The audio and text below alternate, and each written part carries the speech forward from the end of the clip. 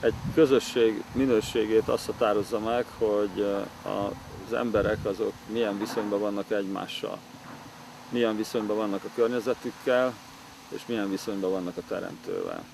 Ez a terület, ahol most vagyunk, ez egy 4 hektáros, lápos, mocsaras rész, és itt évekkel ezelőtt nádas volt. Száraz lábbal nem tudtunk volna átkelni ezen a területen, meg nyáron se, hiszen állandóan víz volt a területen. És miután nekem legelőre van szükségem, kínálkozott a lehetőség, hogy húzok egy hosszanti irányú árkot, az összegyűjti a vizet, és itt a Bárdi patakban én ezt levezetem, és leszállítom a területet, és lesz egy legelő. A téma legnagyobb ismerője és példaképpen Andrásfarbi Bertalan, aki a régi kultúra szöveteit ismerte, de ismerte annak a sejtszerkezetét, és egészen az atomokig pontosan tisztában van azzal, hogy milyen folyamatok vezettek oda, hogy az ártéri vízgazdálkodás kialakult, illetve tökéletesen látja és dokumentálja ennek a csodálatos kultúrának a végnapjait is. Ami miatt erről beszéltem, az az, hogy adott ez a mocsár, és itt általában az volt a gyakorlat, hogy ezt a mocsarat le kell csapolni, ami nagyon egyszerű, mert csak egy hosszirányú árkot kell ásni, a vizet összevezetni és leszedni erről a területről, de ökológiailag ez egy katasztrófához vezet, hiszen ennek a területnek óriási vízmegtartó képessége volt, és én megpróbáltam megtalálni azt a megoldást, ahol a vízmennyiség nem hogy csökken, hanem növekszik, és legelőket is tudok létrehozni. A mai technológia lehetővé teszi, hogy ezekkel a nagy teljesítményű gépekkel, könnyűszerrel kiássunk ilyen csatornákat, és a csatornákból kikerülő iszappal, talajjal fel tudjuk tölteni ezeket a szigeteket, és így kiváló legelőre tehetünk szert, illetve hát a csatornák élővilága az valami egészen elképesztő mennyiségű hallal lát el bennünket. Mindezt teszi úgy, hogy ennek a csatornának semmilyen kapcsolata nincs, semmilyen folyóval, nincs lefolyás és nincs ráfolyás. Gyakorlatilag az a talajvíz, ami eredendően itt van, ez a talajvíz táplálja és tölti föl ezeket a csatornákat.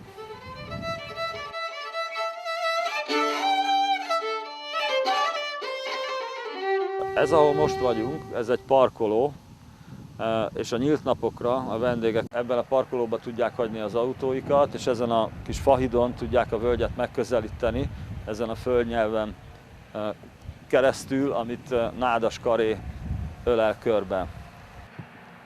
Nagyon fontos a bejárat.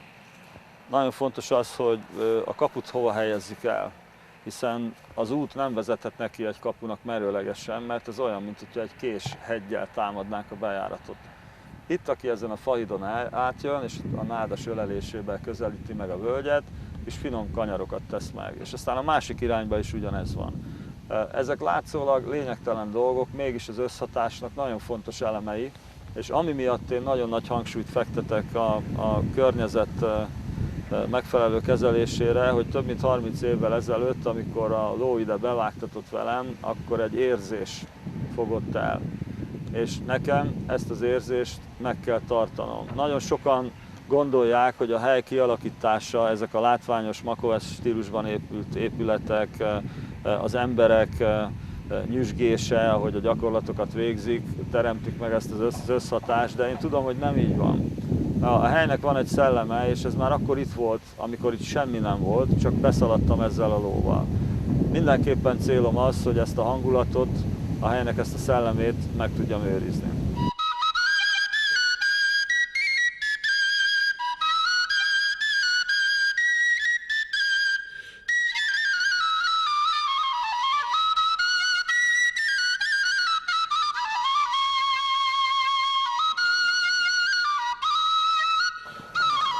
Szevasztok!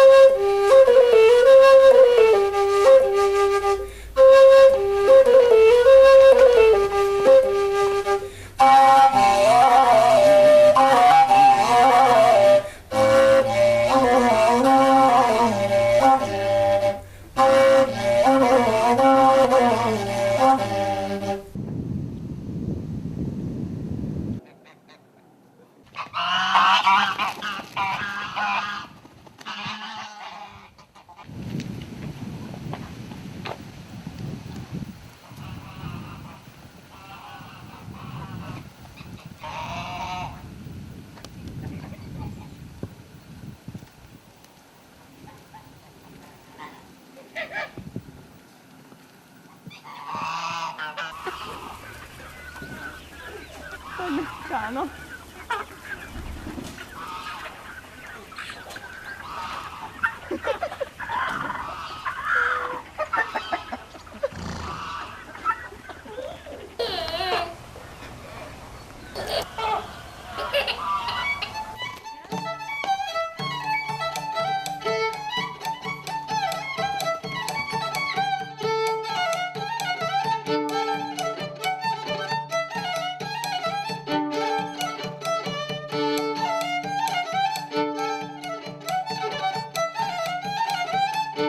Hogy milyen a kapcsolat itt a környezettel, azt nagyjából ezek a képsorok bemutatták, hogy az egymással az emberek milyen kapcsolatban vannak, az pedig egy hosszú útkeresés, hiszen itt beszéltünk az ártéri vízgazdálkodásról, bármilyen ökológiai rendszerről, amiben egy nép élt, egy közösség élt, ez meghatározta minden napjait, ez teremtett egyfajta rendet, a világgal egyfajta viszonyt.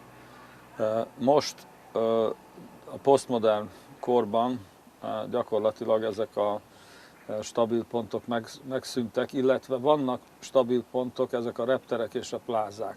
A repterek és a plázák a világon mindenütt azonosak, függetlenül attól, hogy milyen vallási, milyen politikai környezetben vagyunk, ezt mindenütt meg lehet találni, és hogyha megérkezünk egy repülőtérre, akkor gyakorlatilag nehéz meghatározni abból, hogy hol is vagyunk. Vannak bizonyos motívumok, amik mondjuk Kínára utalnak, vagy Oroszországra, de egyébként nagyon nehéz. Ezek a közösségek ebből a fajta közös munkából egyfajta kultúrát teremtettek, és ez nincs. És ez valahogy hiányzik az emberekből, és valamit meg kell teremteni. Meg kell teremteni a közösségi létet. Ennek a közösségi létnek pedig az alapjai, azok onnan indultak, hogy én szerettem feszegetni a határaimat, és 5 Guinness világrekordot hoztam létre. Ezek a világrekordok természetesen a Guinness világrekord melléktermékei egy folyamatnak, hiszen nem az volt a cél, hogy én bekerüljek a Guinness világrekordok könyvébe, hanem megmérjem magam, és hogyha már ez sikerült, akkor miért ne legyünk mi magyarok ezen a területen, a lovashiászatban meghatározóak. És ezek a megmérettetések, ezek megmutatták nekem azt, hogy milyen állapotba kell lenni ahhoz, amikor egy ember csúcsteljesítményt ér el. És ez egy összetett állapot, ez az energiateltés fesztelen. Tele vagyok energiával, viszont nincs bennem feszültség. Hát ez egy nagyon nagy ellentmondás, mert amikor az ember tele van energiával, feszült is. Amikor pedig rendkívül nyugodt, egy feszültségmentesen van, akkor nagyon sokszor maga az energia hiányzik. De ennek a két dolognak az együttese hozza létre a csúcsteljesítményt. A csúcsteljesítményre pedig azért van szükség, hogy ki tudjuk rajzolni a határainkat, a képességeinket, és egy pontosabb képet tudjunk önmagunkról alkotni.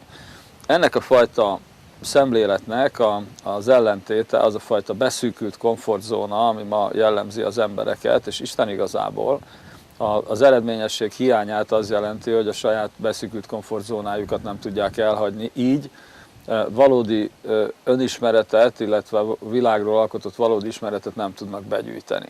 Ezek a pillanatok, amikor én ezeket a világrekordokat hallottam, közel juttattak ehhez a fajta életérzéshez, és akkor kerestem annak a közösségre kivetíthető formáját, és megtaláltam a fegyelmezett és vidám közösséget.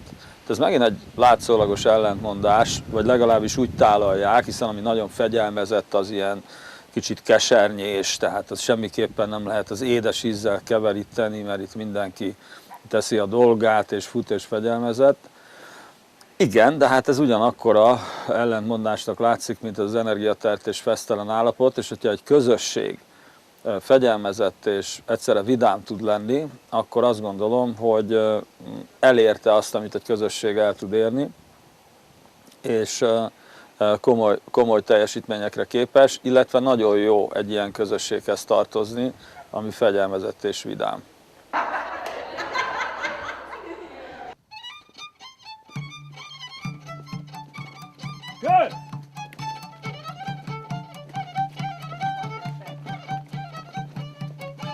A fegyelmezés az kívülről jön, az önfegyelem pedig belülről jön, és mindkettőnek óriási szerepe van, hiszen először bármilyen életszakaszt nézek, mondjuk egy gyermek fejlődését, akkor a fegyelmet kívülről kapja. Azt a fegyelmet, ami ahhoz kell, hogy a kályhába ne dugja be a kezét, hogy ne ugorjon fejest a lépcsőről, hogy megtanuljon ebbe a környezetben helyesen mozogni és élni, megtanuljon viselkedni.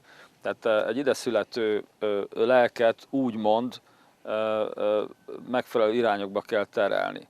Ez a külső fegyelem, ez nagyon fontos, ez olyan, mint a tojáshéj. A tojáshéj, ami az ide születő kis csibét mindaddig védi, amíg az a csibe ezen a tojáshéjon belül meg nem erősödik, és amikor megerősödött a kis csibe, akkor ezt a héjat fel tudja törni. Akkor tudja feltörni a héjat, ha az ő csontozata már erősebb, mint az őt kívül körbevevő burok. Tehát ez a természet egy hihetetlen jó ritmust és jó harmóniát alkotott, és hát ez a külső és a belső fegyelem. A tojáshéj a külső fegyelem, a csontváz a belső fegyelem, és látjuk magán a csibéken azt, hogy ha ez a külső fegyelem, ez túl szilárd, ez túl erősre sikeredik, akkor a csibe nem tud kikelni. Vannak fiókák, akik nem tudnak fölnőni. Vannak emberek, akik gyermekként élik az életüket, mert a szülők olyan nyomást gyakoroltak rájuk, hogy képtelen volt felnőtté válni. Egy folyamatos állandó külső hatásban élték az életüket, a kis tojáshéjukat nem tudták föltörni. Viszont ha nincs tojáshéj, ugyanez a probléma, tehát akkor is életképtelen. Tehát ez a ritmus, hogy mondjuk egy csibe 22 napig van ebben tojáshéjba, nem lehet 23-ig és a 21 korai. Tehát ezt nagyon pontosan behatározza a természet, hogy mikor van az, hogy én egy önálló létet el tudok kezdeni, és nyilvánvalóan egy harcművészeti iskolában ez egy nagyon kardinális kérdés, hogy a külső fegyelem, ez a tojáshéj, ez milyen szilárd. Hát ha nagyon nagy a külső nyomás, ha nagyon nagy ez a külső fegyelem, akkor az önálló egyéniség nem tud kifejlődni. Ha nincs ez a külső fegyelem, akkor meg lehetetlen a tanítás, hiszen ennek az alapfeltétele a fegyelem. Így épül ez föl, és hogyha harmóniában van az emberek között, akkor ez egy jól működő rendszer. Én mindkettőt nagyon fontosnak tartom, és hogyha magáról az iskoláról beszélünk, akkor nagyon lényeges az, hogy természetesen itt is, mint a fiókák fejlődésében ez a külső fegyelemmel indulunk, tehát ez egy erős hatás, ez a külső fegyelem vezeti a tanítványt mindaddig, amíg kezdőből haladó nem lesz. A haladóvá vált tanítványt már viszont a belső fegyelme, a belső csontváza, a belső élet útja fog ezen a pályán tartani, és addig, amíg én egy jutasi őrmester vagyok a kezdeti korszakban, egy konzultássá alakulok egy haladó életében. Vigyázzálás van, nyújtott a láb és vigyázz menet. Lépés, indul!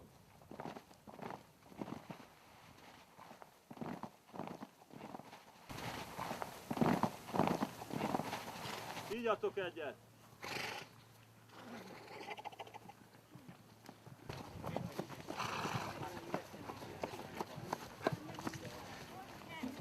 Amikor én elindultam ezen a pályán, egy nagyon erős indítatást éreztem, aminek nem tudom az eredetét, de megpróbáltam aztán ezt a lehető képességeim szerint a legjobban kiaknázni ezt a lehetőséget, hogy bennem van egy ilyen indítatás, és hát ez egy kiváló lehetőségnek éltem meg a saját személyiségem fejlesztésére, és amikor eljutottam abba a stádiumba, hogy már mint egy iskola alapító apostrofáltak, akkor nyilvánvalóan ezeket a tapasztalatokat, a személyiség fejlesztés lehetőségét vittem tovább ebben a rendszerben, amit kidolgoztam.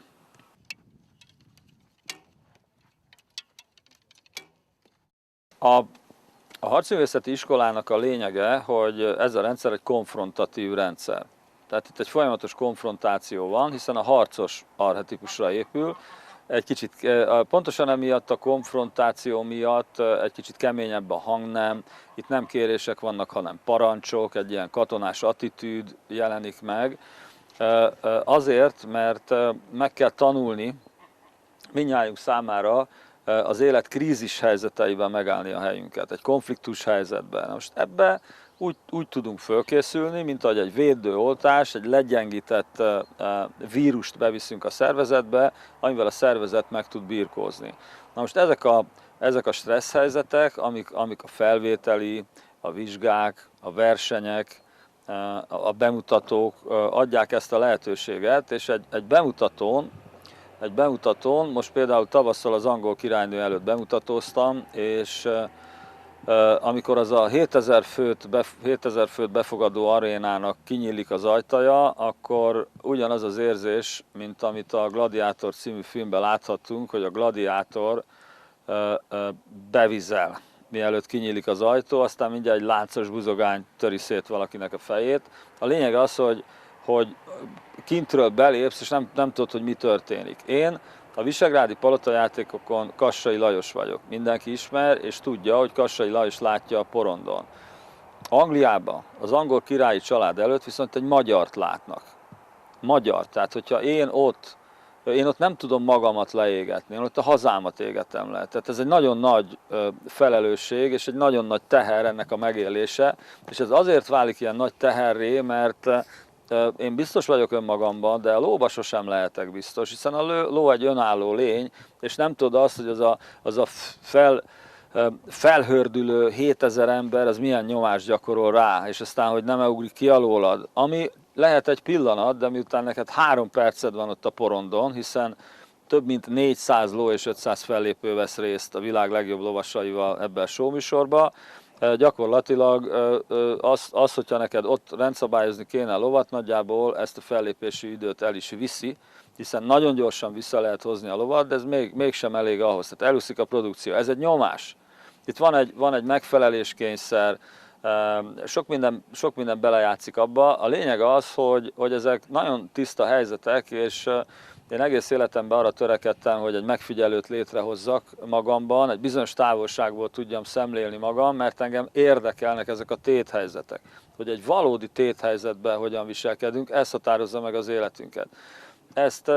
Ezt egy polifómon heverészve nem tudod megoldani. Ez egy nagyon gyakorlati oktatás, itt a tanítványokat folyamatosan vagy vizsgák elé, vagy versenyek elé állítjuk, aminek a célja, hogy na, most van egy lehetőség megfigyelni önmagad. Most nézd meg, hogy itt van egy téthelyzet, ha úgy tetszik, van egy krízishelyzet, és ebben a helyes cselekvés, mert a helyes cselekvés megtalálása a legfontosabb, hogy ne reagáljam alul, ne reagáljam túl, próbáljak teljesen természetes maradni a szerepemben, úgy egyáltalán próbáljak természetes maradni az életbe, és ezek nagyon fontos tapasztalatok. Nagyon jó. Én igyekszem egy távolságtartást megtalálni, tehát önmagam szemléletében is, és igyekszem magam távol tartani a hiedelemrendszerektől, már amennyire ez lehetséges. Hát biztos vagyok benne, hogy nem.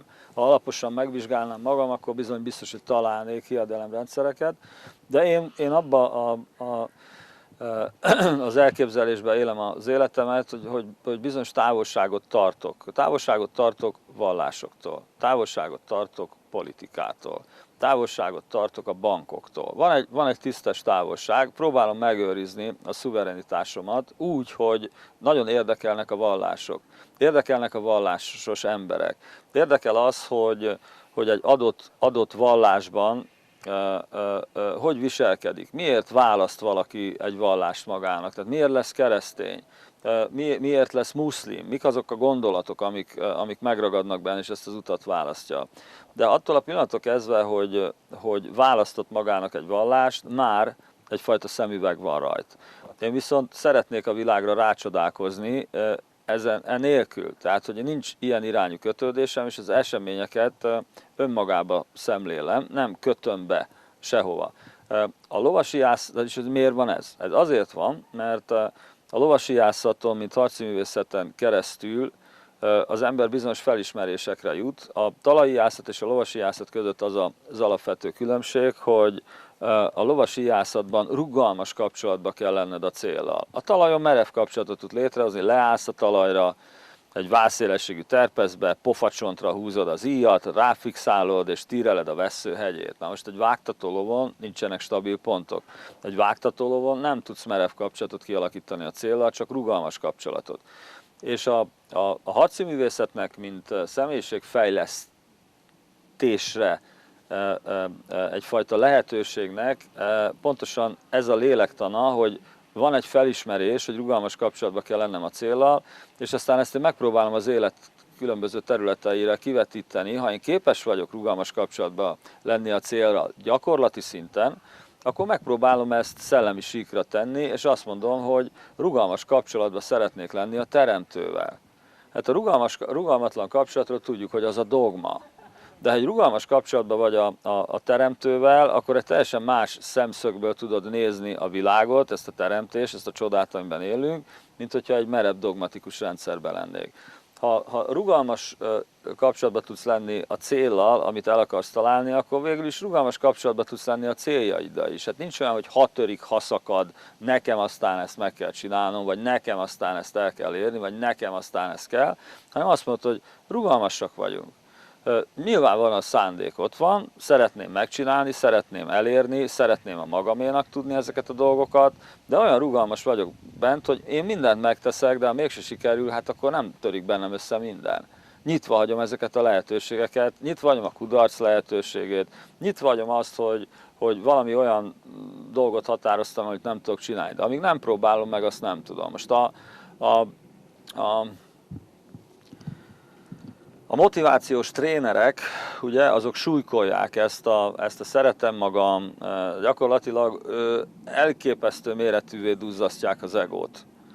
És ez baj. Szerintem akkor is tudunk eredményesek lenni, ha csak rácsodálkozunk a világra. Akkor is tudunk eredményeket elérni, hogyha úgy állunk hozzá, hogy én megteszek mindent, most majd meglátom, hogy sikerül. Nem kell nekem egy önszuggeszióba lenni, hogy meg tudom csinálni.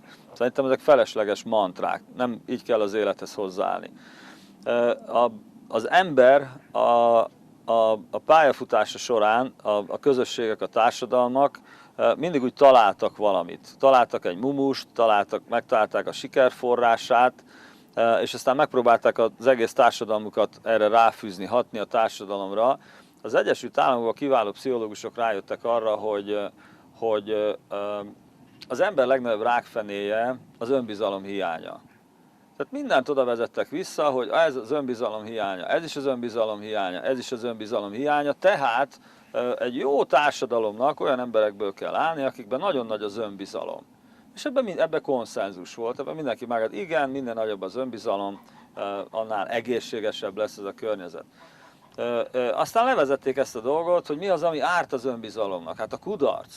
A kudarc tönkreteszi ezt a fajta önbizalmat, és ahogy kezdték áthatni Amerikát ezek az életérzések, felbukkantak azok a lelkes tornatanárok, akik úgy ugróköteleztették a diákokat, hogy nem adtak ugrókötelet a kezébe, hogy a kis lába nehogy belegabajodjon a kötélbe, és ezért önbizalomvesztése legyen. Úgy adtak nekik feladatokat, hogy azoknak a feladatoknak nem volt tétje, nem volt megmérettetés. Tehát kiszedtünk egy nagyon fontos elemet, kiszedtük a kudarc élményét, föláldoztuk azon az oltáron, hogy itt rendkívül magas önbizalommal rendelkező emberek legyenek. Ez nem jó. Azért nem jó, mert a világ az komplex. És a komplex világ az úgy jön létre, hogy nagyon differenciált dolgokat integrálok. Ez adja a komplexitást, ugye az is az, amiről beszéltem, hogy energiatelt és fesztelen, vagy amit mondtam egy közösségről, hogy fegyelmezett és vidám, ezek nagyon differenciált rendszereknek az integrációjából tudnak létrejönni, és ez ad egy egészséges embert, ez ad egy egészséges szemléletet, és ez tud adni egy egészséges közeget. Bármi, amit én kiemelek ebből a dologból, az csak a komplexitás rovására tud történni, és nem, hogy eredményeket érnék el, ezek mind vissza fognak ütni.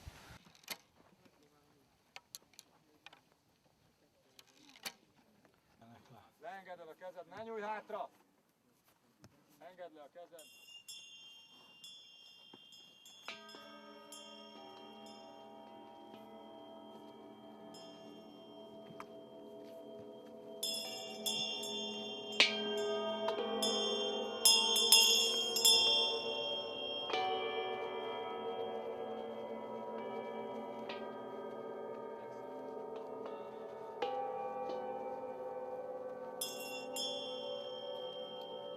Nem tudom, mi történne azzal a Kassai Lajossal, akit levennének a vasúti sínekről. Tehát én köszönöm szépen, jól vagyok, önazonos vagyok, rendkívül boldog vagyok, jól élem az életemet, de ez egy életút.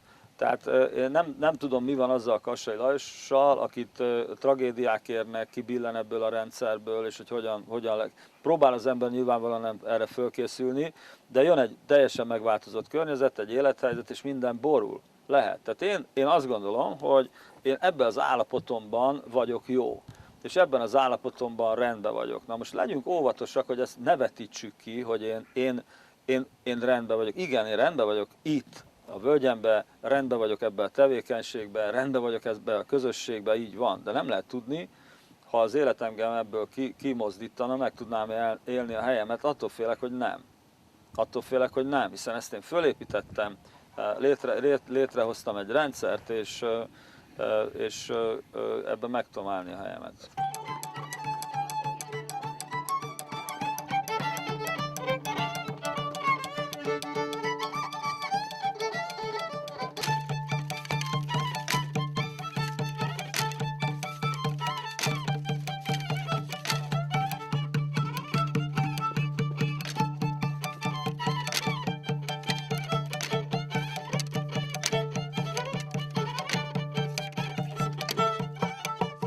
Én nagyon félek attól, hogy az ember a saját szerencséjét azt a saját sikerének könyvelje el. Tehát vannak jó fázisok az életedben, amikor jól megy a dolgod, és azért óraintenék mindenkit attól, hogy ezzel azonosuljon. Ez most egy jó fázis, jól megy minden, jól működik, eltaláltam a célt. Én szinte lehetetlen élethelyzetekben eltaláltam célokat, bemutatókon, Kínában, a világ minden részén, szerencsém volt. Én tudom azt, hogy mire vagyok képes, és az, hogy azok a találatok ott létrejöjjenek, az a bemutatót megszülessen, hát ez szerencse kérdése volt. Én szét tudom ezt a dolgot választani, hiszen ennek az ellenkezője is megtörténhet, hogy olyan lovat kapok, ami alkalmatlan, hogy nem tudom végrehajtani azt, amit elterveztem, és nem lehet tudni, amikor kinyílik az aréna, és belépsz az angol királyi család elé, ahol még 7000 ember üvölt, hogy ott mi fog történni. Nekem szerencsém volt. Tehát valahogy össze tudtam hozni ezeket a dolgokat, de nem azonosítom be magam ezzel. Óriási hiba lenne. Hát én pontosan látom a rendkívüli hiányosságaimat és a gyarlóságaimat, de ezen a területen ez nem látszik. Hát lefedi az, hogy köszönöm szépen, jól vagyok ezen a területen.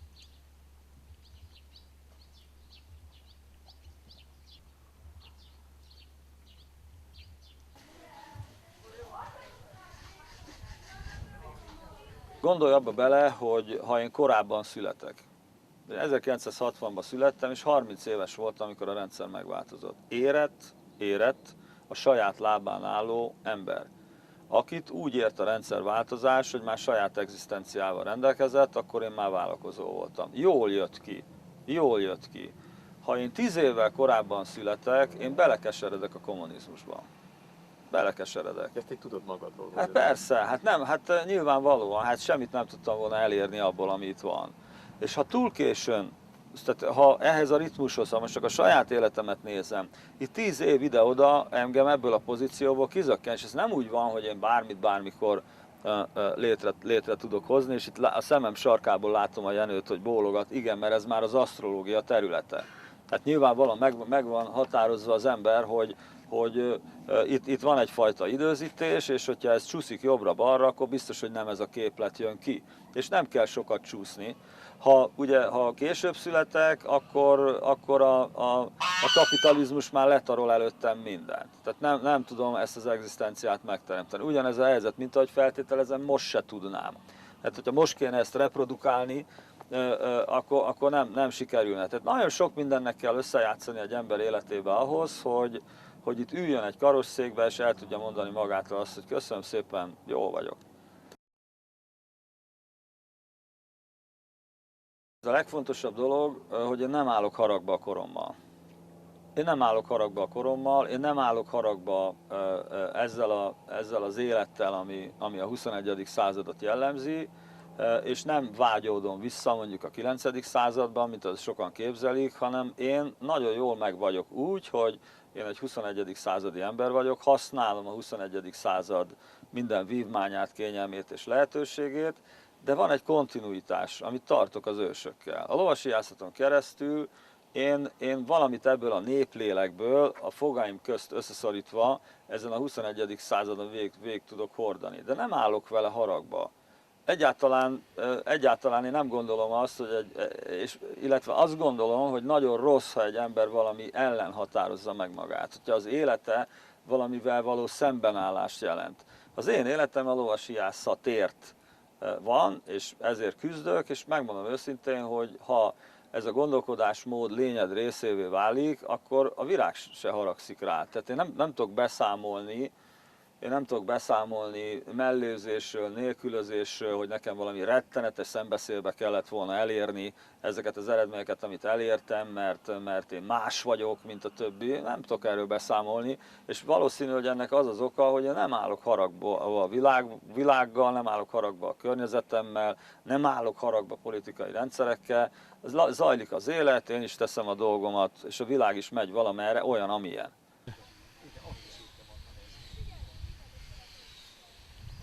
Én most léptem be a 60. életévembe, és azt látom, hogy egy pillanat volt az egész. Úgy én most már visszafele nézek. Nekem már előre már nem látom. Tehát már nincs, én mondhatom azt, hogy amit el lehetett érni, azt én elértem. Nincsenek nagyra vágyó terveim, vagyok a saját sorsomba, életembe, és így hátra tudok tekinteni, és azt mondom, hogy hát ez nagyon gyorsan elment. Ez nagyon gyorsan elment. Pillanatok alatt eltűnt ez a 60 év, és hát szerintem egy ember élet, ha nagyon tehetségesek vagyunk, hogyha nagyon nagy óriás vállán állunk, és felhasználjuk azt a tudást, amit az elődeink gyűjtöttek össze, akkor is borzasztó nehéz helyzetben vagyok ahhoz, hogy én ilyen végérvényes konzekvenciákat vonjak le. Ez a teremtőhöz való rugalmas kapcsolat része? Én azt gondolom, hogy én feltételezem azt, hogy itt van egy magasabb szintű intelligencia, energia, ami irányítja az életet, de ha kiderülne, hogy nincs, nem befolyásolná az életemet. Tehát nem építek én erre egy fellegvárat, amiből nézek és prédikálok, hanem én azt gondolom a paraszti eszemmel, hogy én feltételezek egy magasabb szintű intelligenciát, hiszen én nem látom a lehetőségét annak, hogy mindez a csoda, ami bennünket körülvesz, a véletlenek alapján létre tudja jönni. Tehát maga az élet egy csoda. Tehát nekem ez fölfoghatatlan lenne. Én úgy gondolom, hogy vannak bizonyos folyamatok, amik egyfajta magasabb háttérintelligenciát tételeznek föl. Nem gondolom azt, hogy ennek az intelligenciának az lenne a szándéka, hogy engem tanítson. Nem gondolom azt, hogy ennek a hatalmas intelligenciának lennének olyan szándékai, hogy én őt imádjam és leboruljak elé. Tehát egy csomó dolgot nem gondolok erről, amit nagyon sok vallásos ember gondol, de én a létét föltételezem.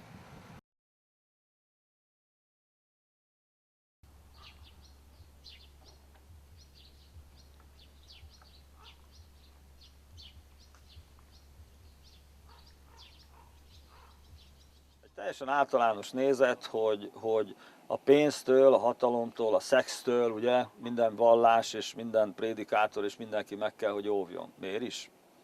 Tehát mi a baj a hatalommal? Véleményem szerint a hatalom a legnagyobb dolog, ami az ember életébe bekövetkezhet. Minél nagyobb hatalma van valakinek, annál nagyobb lehetősége van arra, hogy jót tegyen. Hogy jót tegyen. És miért hagyjuk ezt ki? Tehát miért abból a feltételezésből indulunk ki, hogyha valaki hatalomhoz jut, az csak rosszat képes tenni. Hát ha valaki hatalomhoz jut, az jót is tud tenni, és véleményem szerint a jótétel, ugye a 7 bűnök egyike nem a resség, nem ezt írja, hogy resség, hanem azt írja, hogy a jóra való resség. Na most, hogyha valakinek hatalma van és befolyása van, hát ez fantasztikus jó célokra ki tudja használni. Ez egy rendkívüli lehetőség arra, hogy a személyisége fejlődjön és a környezete fejlődjön. Tévutak. Tévutak. Tehát rengeteg olyan mém van, rengeteg olyan elképzelés van, amit hogyha kicsit megkaparászol, tehát akkor baromira nem az van, hanem majdnem, hogy az ellenkezője. Nyilvánvalóan ez egy labilis helyzet, mert hát ha valaki potenciális hatalomhoz jut, rendkívüli módon vissza tud vele élni. Igen, és ezért tartózkodjunk tőle? Tehát ezért ne legyen hatalmam? Ezért maradjak egy szürke egér? Nehogy az a gyanú fölmerüljön, hogy én ezzel a hatalommal netán vissza fogok élni? Nem gondolom. Hát ez egy nagyon nagy iskola. Embereket irányítani, embereket vezetni, hatalmat gyakorolni, ez a személyiségnek egy olyan lehetőséggel fejlődése, ami semmi más nem tud biztosítani.